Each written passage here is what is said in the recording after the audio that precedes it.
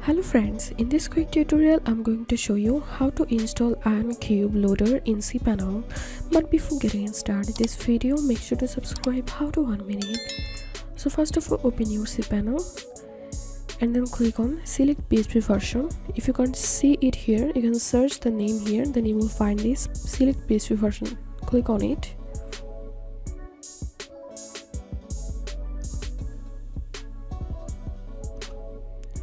And from here search for Ioncube. So here is the Ioncube loader. If this is disabled, you have to enable this one.